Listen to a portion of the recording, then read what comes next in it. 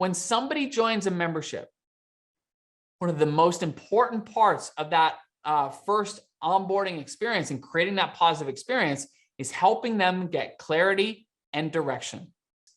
When it comes to welcoming those new members, we want to create that positive experience by helping them gain clarity and direction, by helping them build relationships and connections, and number 3, by helping them experience progress and wins.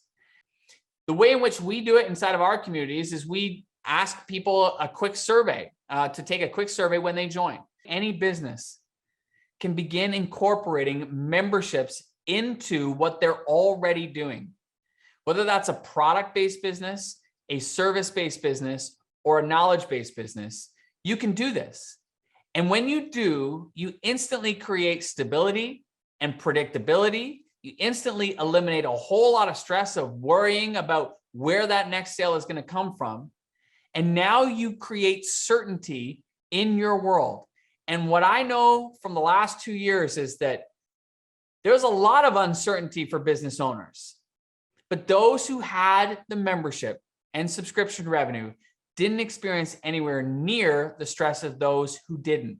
I was reminded of this year because my kids started a brand new school. And I don't know if there's any parents with young kids watching, but that can be a nerve-wracking experience, not only for the kids, but for the parents, because all we want is we just want them to have a good time, right? We just want it to be a great experience. So I remember we dropped our kids off and my wife and I were like, please let this be a good day. And we came at the end of the day to pick them up from school. And nervously, I waited for my kids to come out and my daughter comes running out first. And she's got a big smile on her face. And I was like, Marla, I'm like, how was your first day? And she's like, Dad, it was so amazing. This school is absolutely incredible. Because I met this girl in my class, her name's Kiara. And well, she used to go to a Montessori school just like me. So we had that in common. And then we get talking and I find out that she likes horses. And you know how much I love horses. So we immediately connected. And then I find out that the stable that I'm riding at is actually a stable that she's riding at. I couldn't believe it, Dad. And boom, boom, she's going on and on and on. And she's telling me how amazing school is. Her whole school experience got framed up because of one positive connection and relationship that she made. And the same is true in our memberships and communities. When we can connect people to each other and we can connect with them ourselves, it creates that positive experience that we're talking about. So the earlier you can get people connecting and finding common traits that they have with each other, or connection points, as I like to call it, the more those relationships begin building and the more that frames up the experience they're about to have.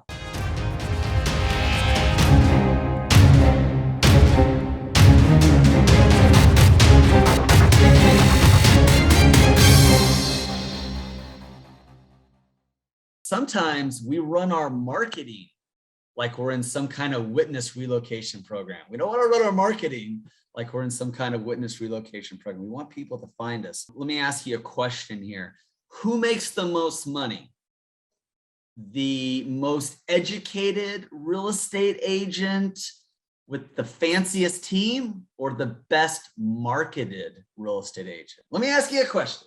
Who makes the most money? The chiropractor that has the fanciest degree, with the best location, or the best marketed chiropractor? Oh, well, let me ask you a question here. What book sells the most? Is it the book that's written by like Oxford language, dictionary, like the most sophisticated scripting and storytelling, or the best marketed book? It's always the best marketed, right? Just keep that in mind. The system is a little bit rigged.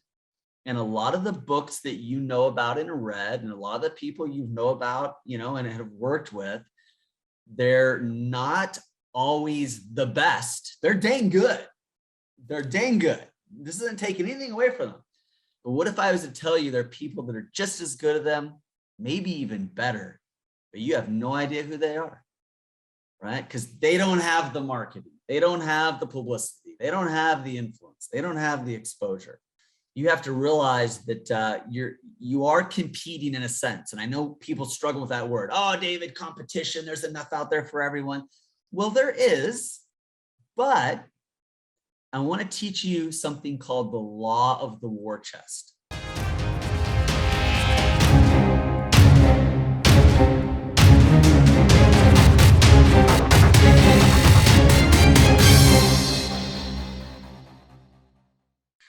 As entrepreneurs, we often live in this world where we think we're planning, but we're really not, right? We're reacting for the most part. And part of my personal mission this year is to go from reacting to proactive mode. But in order to pull that off, you need to have cash flow. So what we're going to talk about today is the single easiest way to massively increase the prospects of you having consistent cash flow. One of the big myths in our industry is just raise your prices. Oh, just raise your prices, you'll make more money. That's a lie. I'm sorry, but just raising prices doesn't necessarily make you more money. If you're providing tons of value, yeah, you can afford to raise prices and you'll still make more. But if you're not providing value, you'll just cut off the tap. You'll just cut off the tap. So I learned at that time the power of what I now call strategic risk reversal. I learned that from my mentor, Jay Abraham. You take the risk off your prospect's shoulders, you put it on your shoulders. Here's what I'm going to tell you. I'm going to teach you exactly how to do this today, so you'll know precisely how to make this happen. If you put it in place, two things are going to happen. First, you're going to get 9 times the prospects. 9 times the prospects. I've got data now in hundreds of industries, thousands of businesses. My mentor, Jay, had it in tens of thousands of businesses in thousands of industries.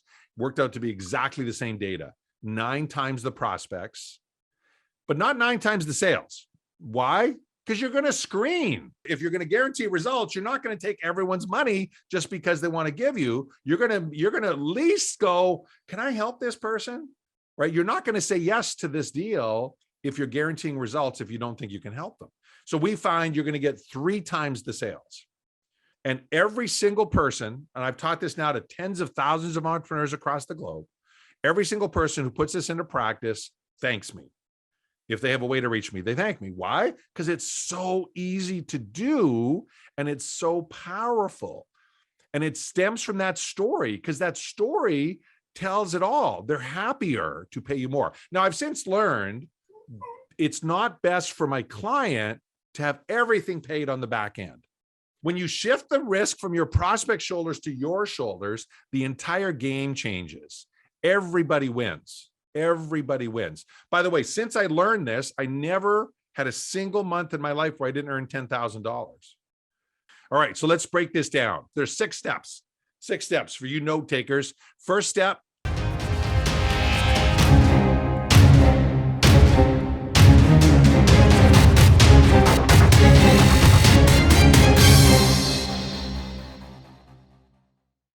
So now, I think I'm going to start us off with a shocking prediction. Okay, everybody ready? It's going to be shocking. Most of the platforms that we use today, like Facebook, Twitter, Clubhouse, and Instagram, will not be around in 25 to 30 years. It's because it's really things just keep moving, right? But what will be around is the need to speak to each other, to have conversations, to build relationships with one another, especially if you're a member of the business world. I predict that email will still be with us. Crazy thoughts, right? But hands down, email is still one of the most useful and powerful tools out there against all the predictions that came out a few years ago about email being overwhelmed by social media and SMS. It didn't really happen. It's still here. It's still useful. According to a research software giant industry leader, Monetate, who just a little while ago, email marketing drives more conversions than any other marketing channel, including search and social tools. So, we still hear experts coming at us and saying, hey, email marketing is on the decline. This statement is mainly talking about what we like to do, what we like to call cold call emails. And these are emails that are sent out in bulk. The prospectors are well-meaning, They want to help you, but they don't really understand their target, or they haven't done their research well enough. So let's take a look at what some of these would look like for you. Okay, so here's our type 1. We've got 4 main categories of follow-up that you can use. So type 1 is the SMART follow-up. The second category is the planning trigger.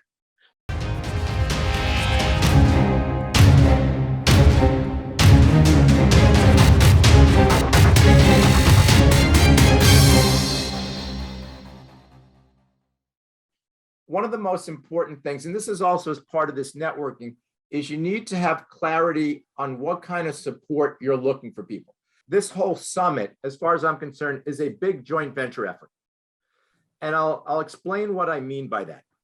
So basically, everybody who's part of this summit, who's been a speaker on this summit, is here because they get an opportunity to speak and present what they're doing. And in exchange for that, they get to speak. So this is a joint venture over here. So I want to make sure, and this is really important, that you have clarity. In addition to understanding what you're looking for, it's really important to understand what value that you're bringing to the table. So if you want someone to support you, you're going to need to have clarity on what you can do for them.